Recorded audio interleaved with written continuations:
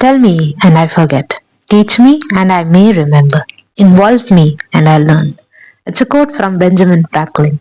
Welcome to HS Guide, where complex medical concepts are simplified with clear explanations, visuals, and exam focused tips. Whether you're a student aiming for top score or a healthcare enthusiast, building strong fundamentals is necessary. So here we got to cover certain concepts from allied health sciences covered by Rajiv Gandhi website.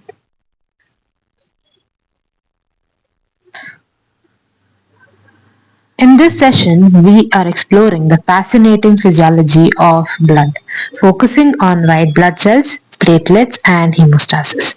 Before we go into the concept of the contents that are covered in physiology of blood, I'd like to show you the syllabus that is given by Rajiv Gandhi website. Previously, we have covered the general physiology, the introduction of cell physiology and cell membrane. Everything is covered in previous videos. Here we are going to be covering WBCs. So the topic is given here.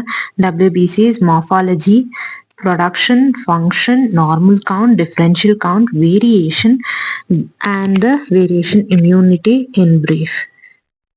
The platelets, origin, morphology, normal count, function, platelet plug and bleeding disorders. Hemostasis, the definition, normal hemostasis, the clotting factors, mechanism of the clotting, anticoagulant disorders of clotting factors. So these are the three topics that we will be covering in today's video, which is WBCs, platelets and hemostasis, followed by their subtopics as well. So in next class we'll be doing in the next video we'll be doing the blood group and the RES, spleen and lymph. Without further ado, we'll understand the different concepts of the today's content. Moving on, we have WBCs or leukocytes. So WBCs are nucleated cells of immune system. So the major immune role is played by WBCs and their function is to defend against the infections that are being caused, or they are involved in removal of dead or damaged cells, and they help in mediating immune responses against fever or any other bigger diseases. So that is the role of WBCs. We'll see the morphology of WBCs. So what are the morphology of WBCs? Majorly it can be divided into granulocytes and agranulocytes. So granulocytes, as the word tells, with granules in the cytoplasm. Agranulocytes is without specific granules. So under granulocytes you have three different types: neutrophils, eosinophils, basophils. Remember, neutrophils, eosinophils, basophils. Neutrophils are multi-lobed nucleus, pale cytoplasm with fine granules. Eosinophils have bilobed nucleus, large red orange granules, and basophils have bilobed nucleus, often obscured, large blue purple granules.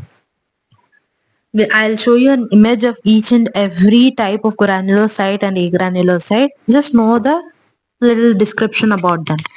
Agranulocytes are two types: lymphocytes and monocytes. Lymphocytes have round nucleus and scant cytoplasm. Monocytes have kidney-shaped nucleus and abundant pale cytoplasm.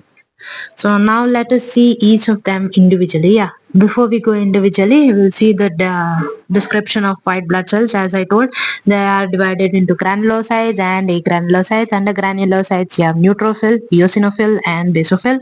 Under agranulocytes, you have monocyte and lymphocyte. Neutrophils are having a multilobulated nucleus and they have granules, fine granules inside them, and they have phagocytic in nature. They consume bacteria or any other pathogen that is present inside the blood system. Eosinophils, as you can see, they are bilobed. Bilobed is two lobes, two nuclei. Whatever you see, that orange color thing, that is a bilobe. So eosinophils must have orange colored granules, but here they're showing a purple color granules, so don't take it into consideration. Just learn that there are orange colored granules. Now coming to basophils, they are having What shape is that? Yeah, bilobed nucleus again. They have bilobed nucleus and they have blue colored or purple colored granules present inside them. So the role of eosinophils, I didn't mention that, control mechanism of allergy. So whatever the allergic mechanism can be determined and controlled by eosinophils. Again, basophils is involved in histamine. The reaction that is produced after an allergy is controlled by basophil, and histamine release is done by basophil. Now coming to monocytes, monocytes have a single nuclei. They don't have a multi-lobe like granulocytes. Here the cytoplasm is very much evident and abundant. Now coming to lymphocyte, they secrete antibodies. We'll learn about antibodies in future. So they secrete antibodies and those antibodies are going to defend against the different types of diseases or the infections. How is WBC produced? It is produced from the bone marrow and from hematopoietic stem cells, which is present in the bone marrow. The process of production of WBCs is called as leukopoiesis. Remember the name? Leukopoiesis. How is it regulated by, or how is the WBC production induced? By interleukins IL-3 and IL-5. Remember the names IL-3 and IL-5, interleukins. They can also be stimulated by colony stimulating factors GCSF or MCSF. Now, how is the WBC formed? They are matured from myeloblast to promyelocyte, then myelocyte, metamyelocyte, then band cell, and finally into a mature WBCs. So remember the stages of maturation: myeloblast, promyelocyte, myelocyte, metamyelocyte, and band cell, followed by a mature WBCs. If you are feeling this is fast, pause the video, go back to 10 seconds and just read it again. It is very much important. All blood learning about these is going to help you understand the concepts which are complex compared to these. Okay. Functions of WBCs. Now individually we'll see what are the functions of WBCs. So neutrophils, as I told, they are phagocytosis of bacteria. So they are going to consume whatever bacteria that is present inside your body, engulf the bacteria. And it can cause acute inflammation. So sudden inflammation that happens due as a reaction to any unwanted trigger. Now, eosinophils, they are defensive against parasites by producing allergic reactions.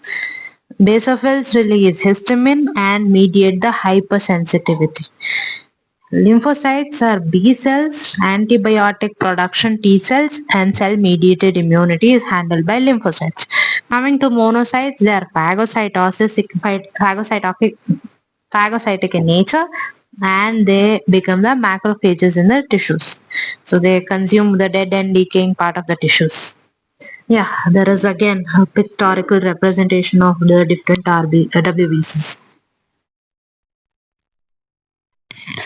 Normal WBC count is around 4,000 to 11,000 cells per millimeter cube. So per drop of blood will contain 4,000 to 11,000 cells inside the millimeter cube. So remember the normal WBC count. Now differential WBC count, differential meaning for different WBCs, the different types of WBCs, there is certain percentage which is referred to as normal levels of a cell type. Now we have for neutrophils there is 55 to 70%. So the maximum number of agranulocyte WBCs that are present in the blood cells. Lymphocyte is around 20 to 40%. Among the 4,000 to 11,000 cells, this is a percentage of how much it might be, the cells might be present. So lymphocytes 20 to 40%, monocytes 2 to 8%, eosinophils 1 to 4%, and basophils around 0 to 1%.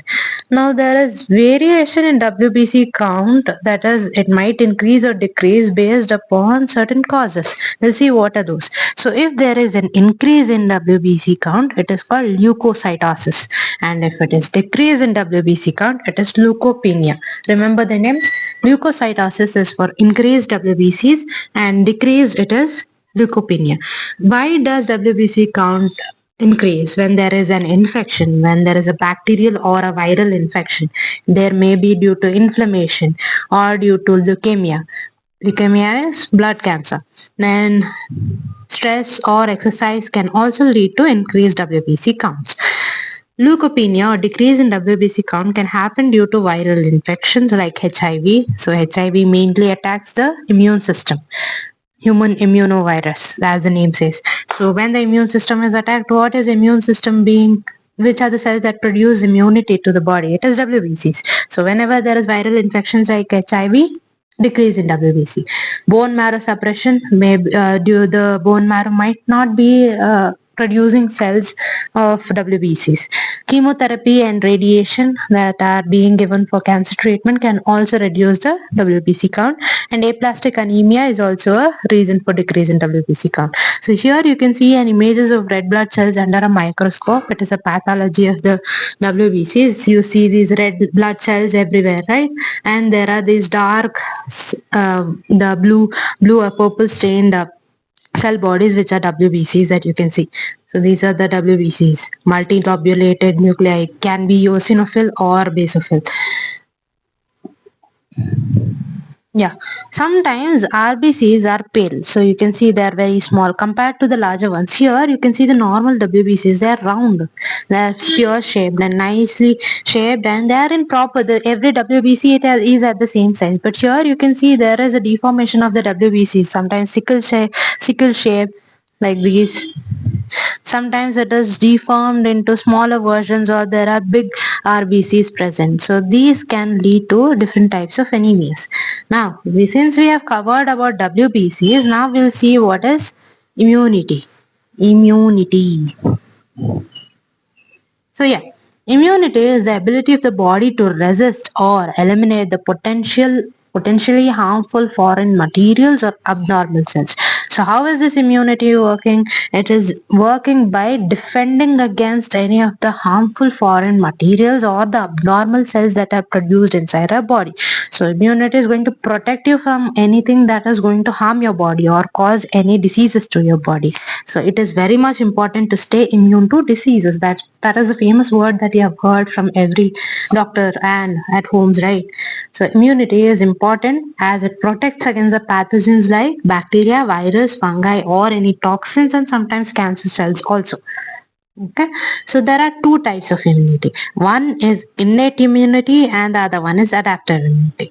Innate immunity is non-specific and adaptive immunity is specific. So as the name suggests, innate immunity is going to be innate, which is being it is not acquired actually, and it is being adopted.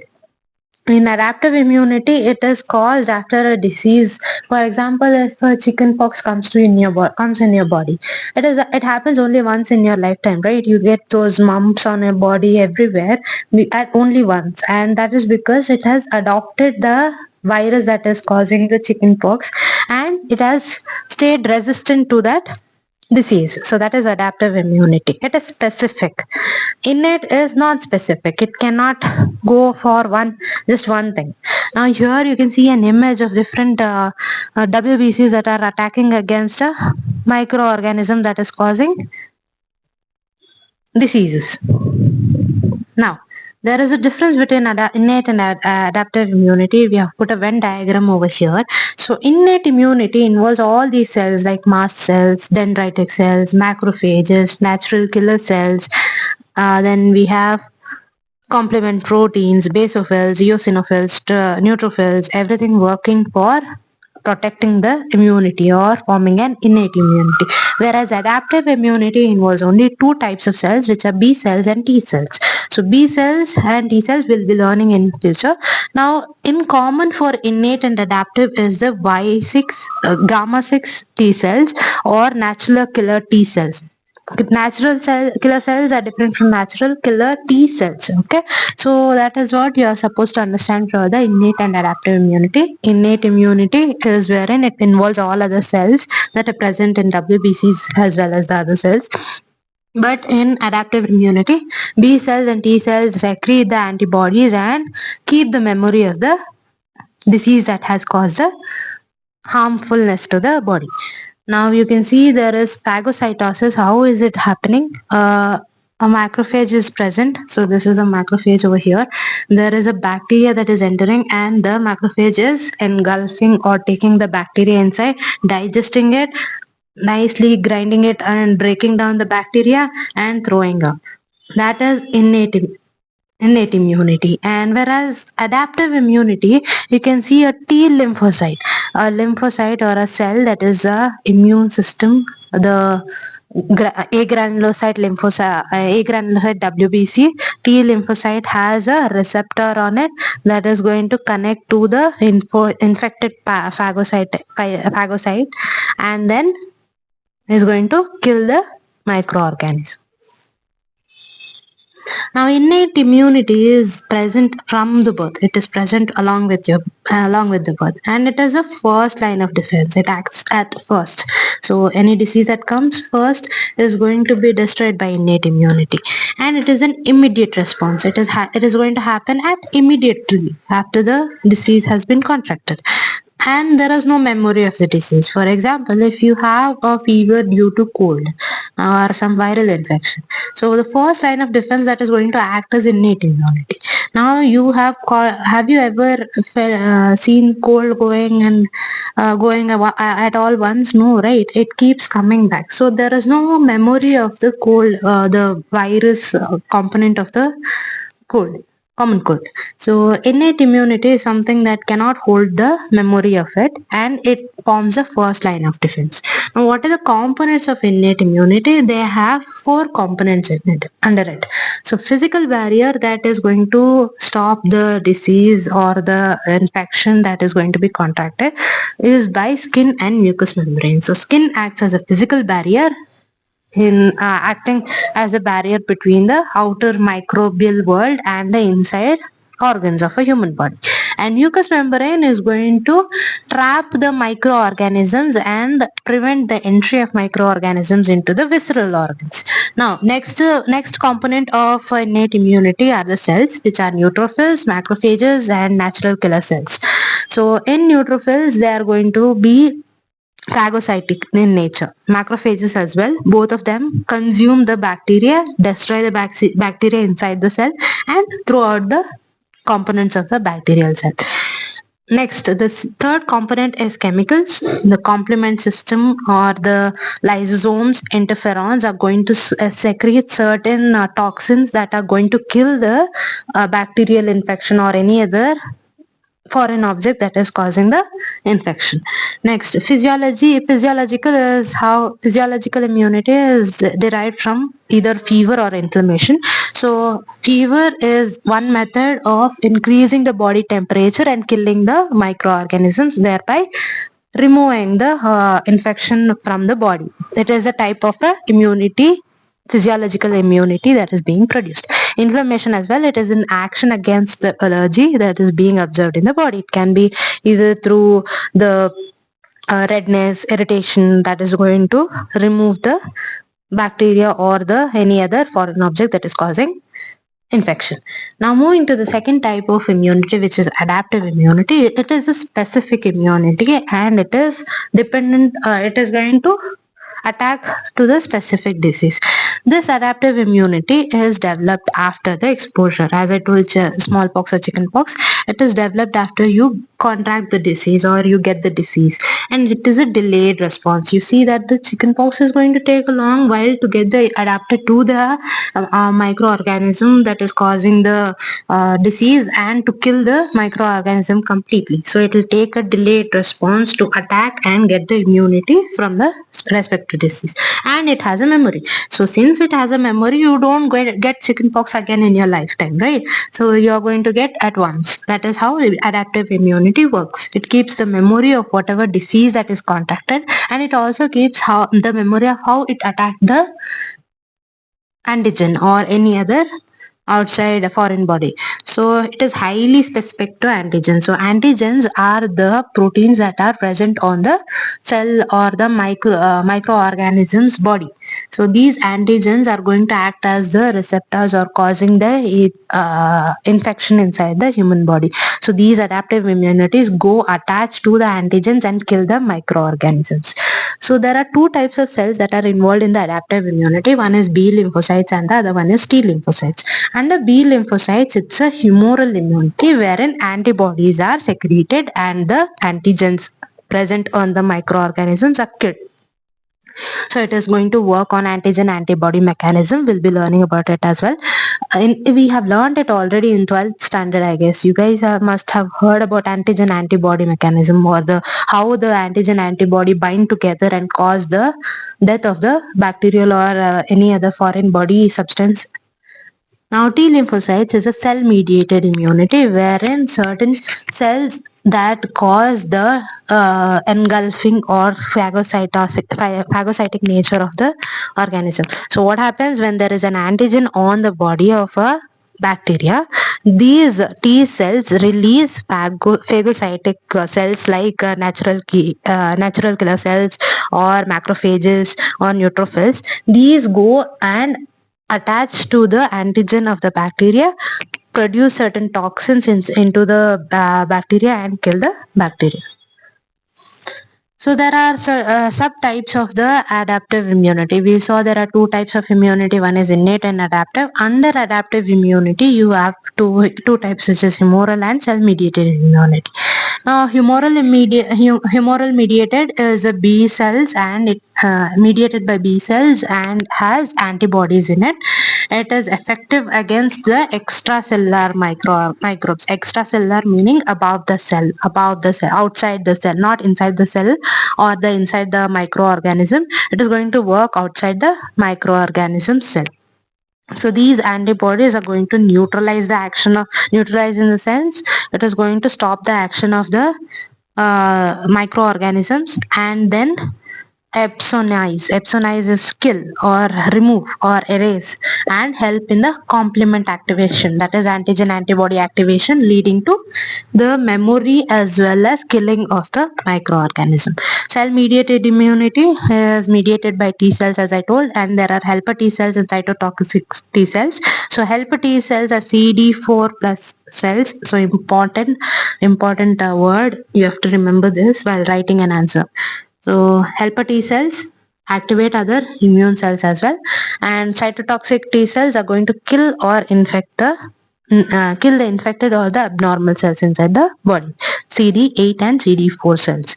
Now, cell-mediated immunity is said to be effective against intracellular pathogens like the cells inside the cells. Any pathogens like viruses and bacteria, they go inside the cell and attack the pathogens inside by producing certain enzymes or toxins into the pathogens. Now, types of acquired immunity. Now, adaptive immunity is done. So, we'll learn about what is acquired immunity. Acquired is something which is taken or being adopted inside us. Now, there are two types of acquired immunity, which is natural and artificial. Again, natural can be active or passive, artificial can be active or passive. Now we'll see natural active type of acquired immunity, wherein the infection is caused by chickenpox and a recovery is done and the infection is taken. Acquired is something having a memory of the disease. Now, natural passive are maternal antibodies, IgG crossing the placenta. So, maternal, as the name says, motherly. So, you get these antibodies from the mother, and this IgG immune antibody is going to pass through the placenta and into the baby and gets the acquired immunity. Artificial acquired immunity is from the vaccines. So you get the shots near the muscles, bicep muscles, right? These vaccines are introduced into your shoulder muscles and the acquired immunity is done. MMR is measles, rubella virus vaccine. So it is against the measles and rubella diseases that are being caused by these microbes. So these microbes are going to be cultured in the artificial labs, in vitro lab, and the smaller amounts of whatever viruses are there, the live viruses, or they are transformed into vaccines, and these vaccines are injected in order to get the acquired immunity artificially. Now, artificial passive are injection of antibodies like anti-rabies immunoglobulin. So some antibodies are directly induced into your body in order to get the immediate treatment against the rabies or any other diseases that have been acquired. So in spite of the slow delayed response against the rabies, it is a quick production of antibodies inside your body. Now, immunological memory. How is the memory going to be adopted into into your immunity? So it is a stronger, faster response after.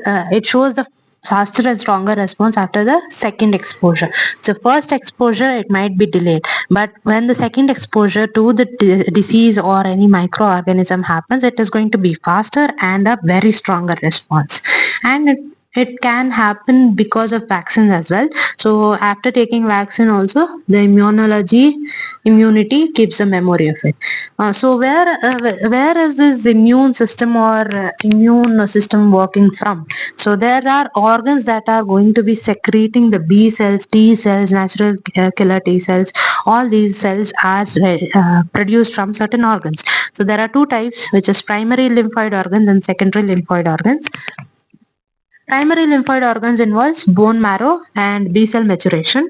Thymus is T cell maturation. So in bone marrow, B cells mature and are produced. In thymus, T cells are produced. Secondary lymphoid organs are lymph nodes, spleen, and mucus-associated lymphoid tissue, MALT. So these are the important systemic organs of immune system. So why is it important to study immunity? The clinical relevance. So it helps to understand what hypersensitivity is. Hypersensitivity is when there is a overactive immune response against a certain allergen or any type of foreign object. So it shows a hypersensitivity. It shows a high overactive immune response to the allergies. Autoimmunity is your own immune system starts to attack your own body. So sometimes there are cases wherein you can see arthritis and systemic lupus. So SLE, it is all these diseases are autoimmune. Your own system is going to be attacking your own body, causing autoimmunity. Immunodeficiency, underactive response. Sometimes the immunity might not be able to fully show its effect or fully attack on the microorganism, like in AIDS and HIV. It is because of immunodeficiency. Next, transplant rejection. Sometimes when transplantation occurs, whenever a kidney or a liver is transplanted from a different donor to a receptor, receiver, there are chances of immune system going and attacking on these organs and causing the graft rejection. That is called graft rejection. And it attacks because it is a non-cell tissue. It is not its own tissue, right? So that is when transplant rejection happens, immune response can go and kill the tissues that are not its own. So these are the different ways immune system can also be sometimes reactive. So here are some images of the transplantation of lung. Sometimes the recipients and donors tissues might not match and cause a transplant rejection. Here is an image of autoimmune disorders. So in brain, bones, muscles and different organs, there are causing of the different types of autoimmune attacks. The immune system that is attacking your own tissues and body parts. One famous one is arthritis, which you would have heard everywhere. And there are certain diseases that are specified in this image. Pause the video, look through the different diseases that are there in autoimmune disorders. Yeah, hypersensitivity, as I told, it occurs by this different steps. We'll be studying about this in second year of allied health sciences. The hypersensitivity is dealt in pharmacology. You can understand the concepts by pausing the video as well.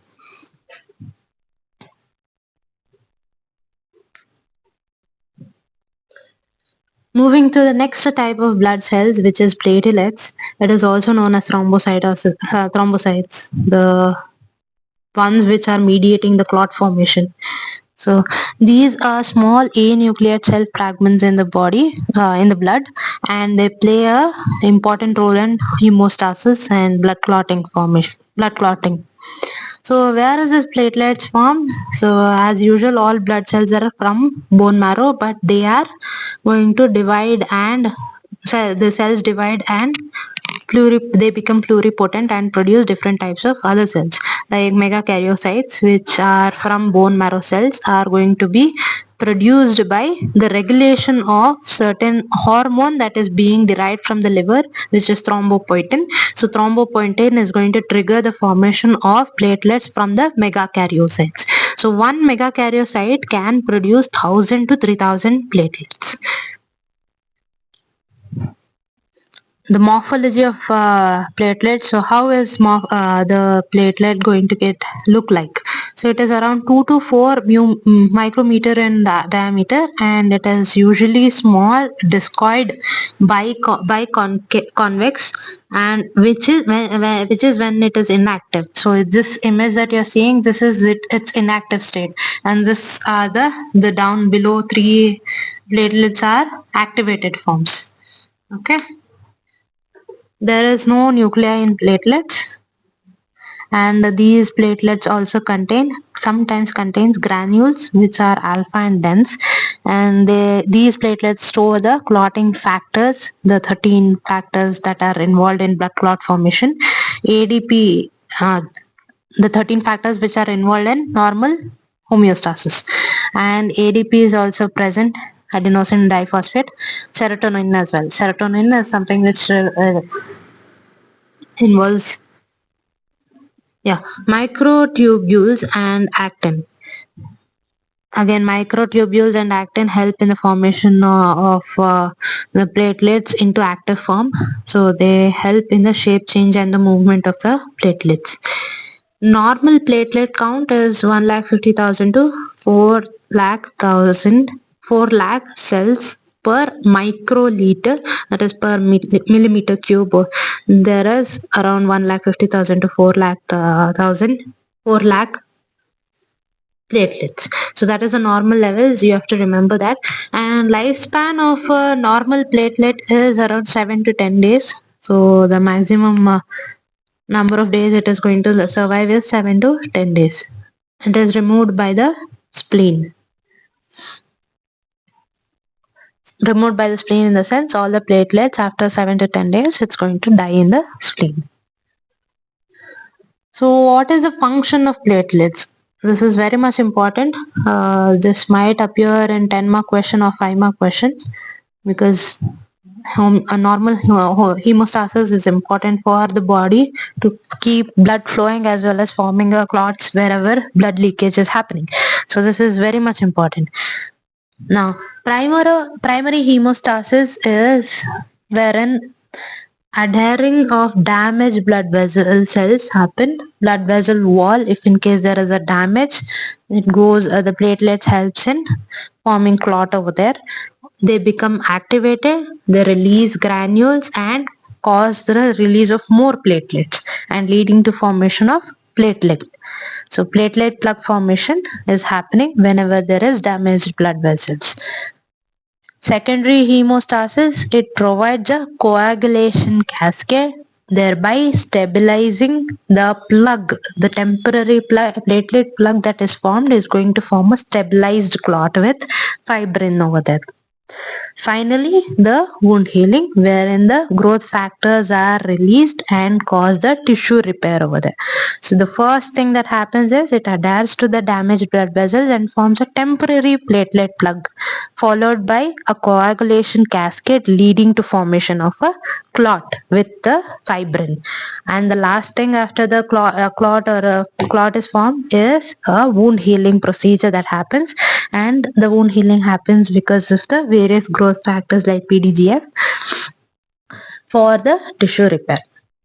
Now, the first step of temporary platelet plug formation involves vascular spasm, wherein vasoconstriction to reduce the blood loss. So, whenever the bleeding happens, the blood vessels are reduced or constricted. They are going to be reduced. The size of the blood vessels are going to be reduced in order to stop the blood loss.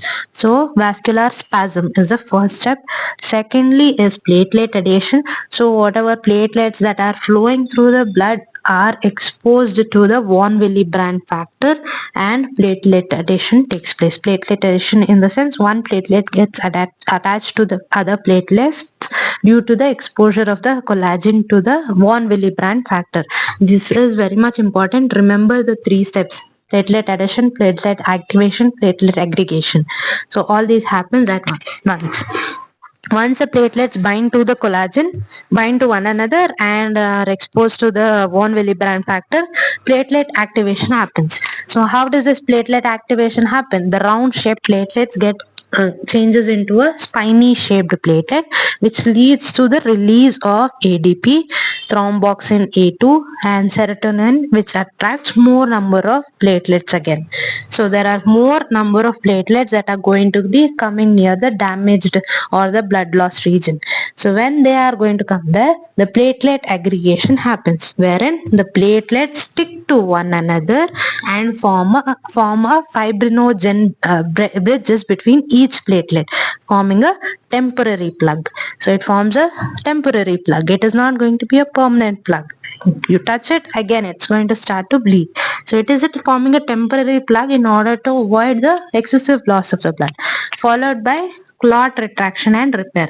Once the platelets have formed a small bridge, fibrinogen bridge between each other, they form a temporary plug. And once these temporary plug is formed, the platelets start to contract. When they start to contract, the clot becomes stabilized and it becomes stronger, or the secondary method of forming a barrier against the inner blood vessels and the outside body.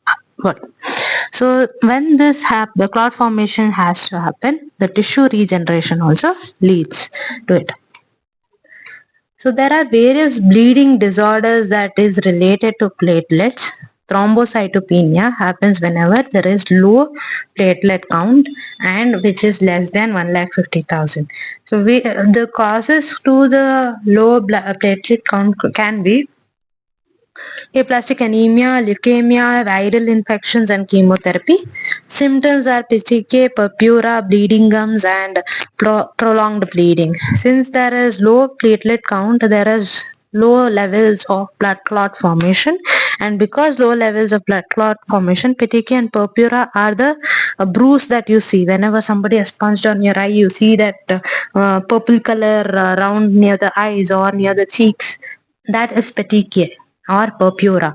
The blood clot has not been healed, or the hemorrhage that has happened below the skin has not been actively controlled by the platelets. Bleeding gums, again, the bleeding is not stopped by the platelets. The platelets that are not able to control the normal hemostasis. Prolonged bleeding, whenever there is excessive bleeding, that is because of lower counts of platelet. Platelet function disorders like Bernard-Solé syndrome, Glanzmann thrombocythemia, and storage pool diseases. These are the different types of diseases that are caused due to the platelet function disorder. So as I told, platelet addition, platelet aggregation and platelet the function of it, if it is defective, then these diseases are caused. Next, other conditions that can be observed if the platelets are not working or are not functioning normally is immune thrombocytopenic purpura. It is an autoimmune destruction of the platelets wherein the immune system is going to attack its own platelets and cause the destruction of the platelets and leading to various other symptoms that, as I told, the JK, purpura, bleeding, prolonged bleeding can happen in ITP. Next, TTP, which is thrombotic thrombocytopenic purpura. It has microthrombi, which is small clots are formed as well as with low platelets inside the blood vessels. Now, normal hemostasis is very much important. This is like the most important among the blood system, because this has been asked in many of the previous year question papers. We'll be seeing the previous year question paper in this weekend, so stay tuned and subscribe to the channel in order to get the notification of the videos that I will be posting. So as I told, hemostasis is very much important. It might come in your 10-mark question or sometimes in 5-mark question as well. We'll see the definition of hemostasis. Hemostasis is a physiological process that stops the bleeding at the site of vascular injury while maintaining the blood in its fluid state elsewhere. So whenever there is a bleeding, only the area where it is bleeding, for example, you get hurt on your knee, right? There is a formation of clot only in the knee, not in the heart, not in the lungs, not in the other parts of your body. That is because of this hemostasis. So hemostasis is a nature wherein it stops bleeding at the site of the injury alone and maintains the other blood regions where the fluid is flowing in fluid state. So it involves vascular constriction, platelet plug formation, coagulation cascade, clot retraction and dissolution. I explained a small part of all these 4 steps in the previous slides wherein platelets was important topic. Under platelets, I just explained about the small portions of it. Now we'll be dealing with the detailed understanding of what vascular constriction, platelet plug formation, coagulation cascade and clot retraction and dissolution are. So normal hemostasis is of 3 phases. One is primary hemostasis, secondary hemostasis and tertiary hemostasis. So primary hemostasis wherein the first action of forming a temporary platelet plug. Secondary hemostasis is where clot formation happens. Tertiary hemostasis is wherein the fibrinolysis happens and the tissue repair is going to happen. Okay. So primary hemostasis, as I told, there are 4 steps, which is vascular spasm, the immediate vasoconstriction leading to reduced blood flow, platelet adhesion. Adhesion happens when all the platelets go and attach to the collagen and 1 millibaran factor is exposed to the collagen and the platelets start to adhere to the region of region of the injury.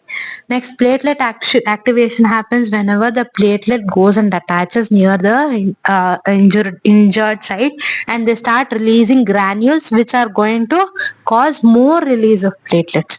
Next, platelet aggregation. All the more platelets that have been activated are going to come together, adhere to each other, that is stick to each other and form a temporary platelet plug. See, here there is a broken blood vessel, right? There are RBCs that are flowing outside. So these are platelets. So these platelets together, they start doing the adhesion, activation, aggregation and form a temporary platelet plug outside the blood vessel, thereby reducing the flow or the leakage of the blood through the blood vessel. Now coming to secondary hemostasis, it is the activation of coagulation cascade. Coagulation cascade is the procedure of various steps that lead to the formation of a permanent plug near the blood injured region. So here there is a formation of fibrin mesh to stabilize the whatever temporary platelet plug that has been formed. So here is a temporary platelet plug. Here a mesh of fibrin is going to be formed and a permanent plug is formed. Next, tertiary hemostasis wherein fibrinolysis happens. The fibrin that is there in the platelet along with the platelets are going to be broken down and the clot is removed and healing is happening. So you can see a black color clot formation on the injured region whenever you get hurt, right? That thing falls off and there is a layer below it. That layer is where healing is happening. So that is the tertiary hemostasis, and it ensures the clot resolution and vessel patency as well. So platelet plug formation, whatever steps I have told are being represented in this diagram or the photo. The platelet plug formation, primary hemostasis, there is platelet plug over there. Then the primary hemostasis has been put forth in 5 steps. The injury happening, endothelial cell secretes endothelin, narrows the blood vessels where vascular spasm is happening, and there is decreased blood loss. Exposure, the endothelial cells or the skin cells, the cells on the skin are going to release von Willebrand factor, which are going to bind to the exposed collagen, and the collagen will lead to increased number of platelet production. So these platelets goes and binds to von Willebrand factor and lead to the activation of platelets. When the platelets get activated, they start secreting various factors. Again, von Willebrand factor, serotonin, ADP, thromboxane A2, and they attract the more platelets. Once more platelets come together, they aggregate and form the clumps and produce a temporary plug, thereby stopping the bleeding. Now, fibrinolytic system, the tertiary system. So this in here, the whatever clot is formed due to the fibrin and the platelets is going to be broken down and healing has to happen. So this is where happens. The fibrin is going to be degraded by the plasminogen activators, which along with plasminogen activators 1 and activated protein C together along with plasminogen activators go and convert the plasminogen into plasmin. This plasmin goes and breaks the fibrin into fibrin degradation product, leading to removal of the fibrin. Now, as I told, the 13 clotting factors which are being synthesized by liver are, most of them are dependent on vitamin K and a few are not. So these factors, the names might be helpful for you to remember their roles. So factor number 1 is fibrinogen. 2 is prothrombin, 3 is tissue factor or thromboplastin, 4 is calcium ion Ca2+, and 5 is labile factors, 7 is stable factors, 8 is anti-hemophilic A, 9 is anti-hemophilic B or Christmas, 10 is Stewart-Prover factor, 11 is plasma thromboplastin antecedent, 12 is Hagman factor, and 13 is fibrin stabilizing factor. So these are the different factors that are helping in the clotting. So there are the same thing, the different factors that are being put here. So this is a mnemonic. Foolish people try climbing long slopes after Christmas. Some people have fallen. So that is a small mnemonic to remember all the factors. F for fibrinogen, people, P for prothrombin, try, T for thromboplastin, climbing, C for calcium, long, L for labile factors, slopes, S for stable factors, after A, anti-hemophilic factor A, and C, Christmas factor, S, Stewart-Power factor, then P, people, plasma thromboplastin antecedent, Hagman factor, and fibrin stabilizing factor. So that covers the clotting factors. Now, how is the blood clotting happening? So the coagulation cascade.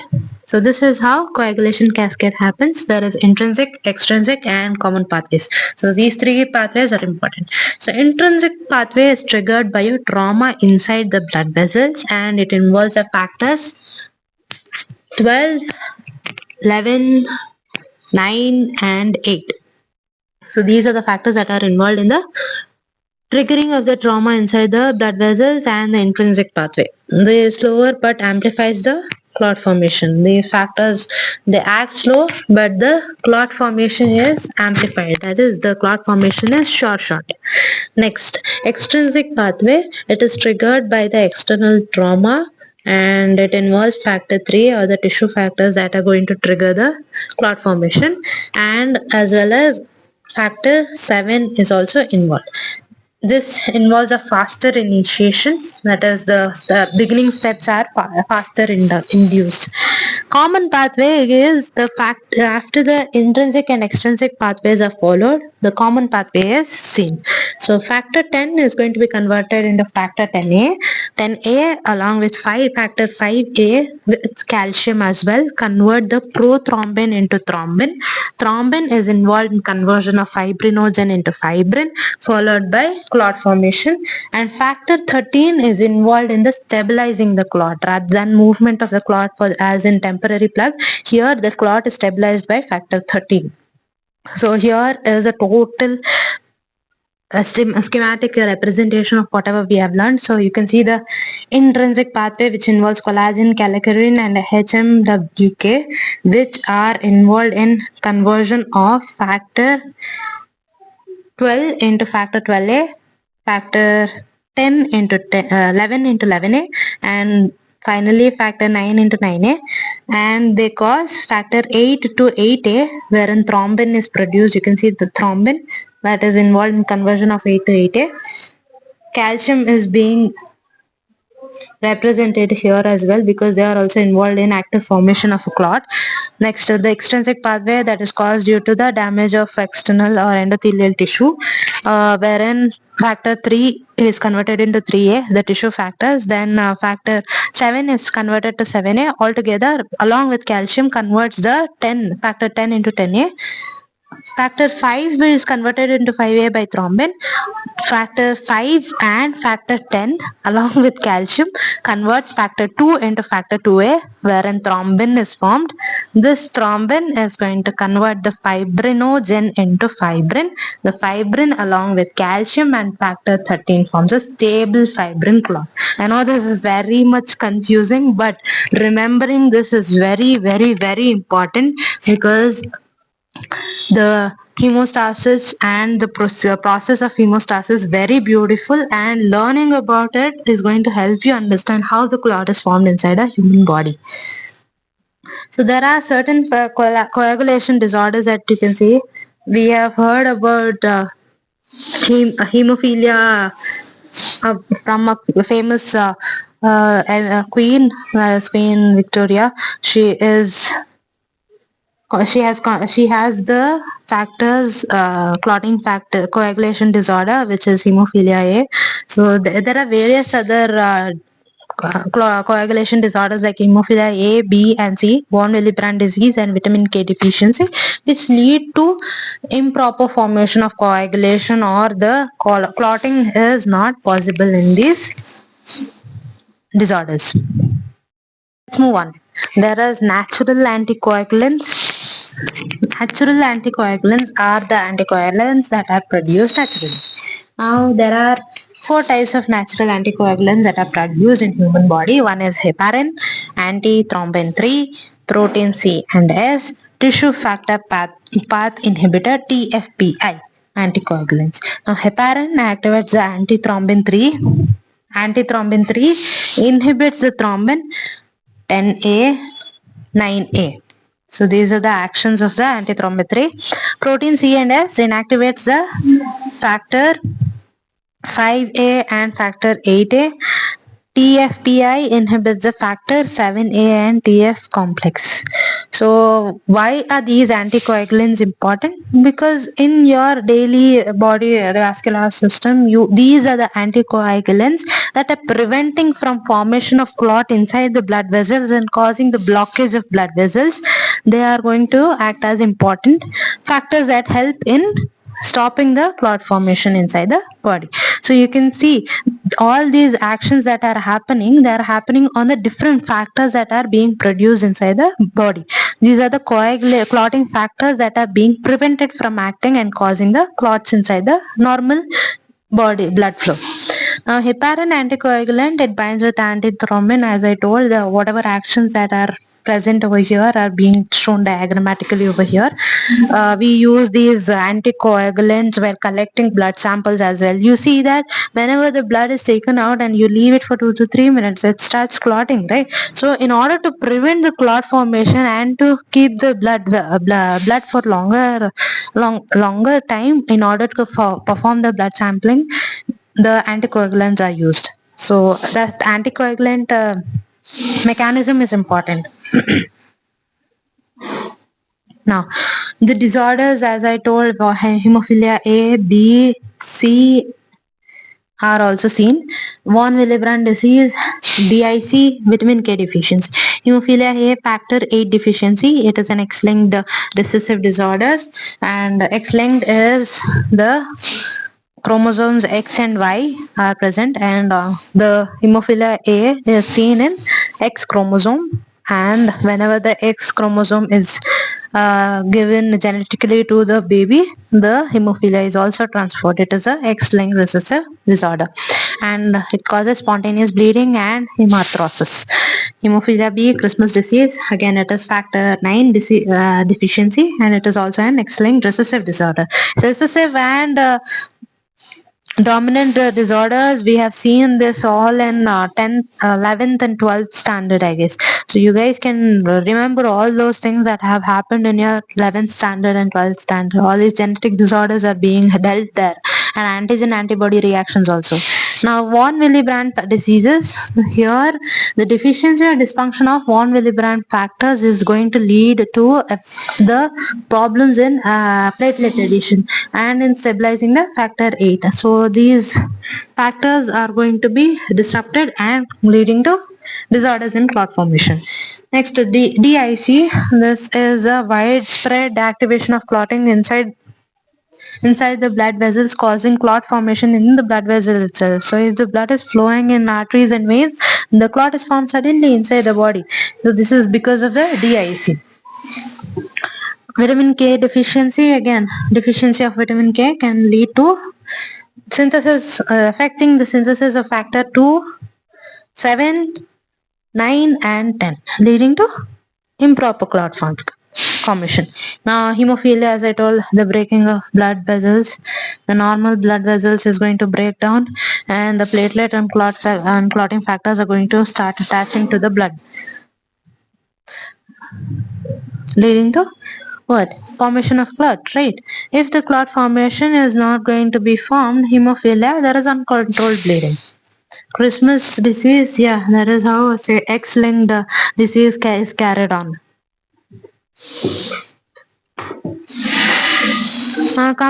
This is another representation of how the clot formation happens.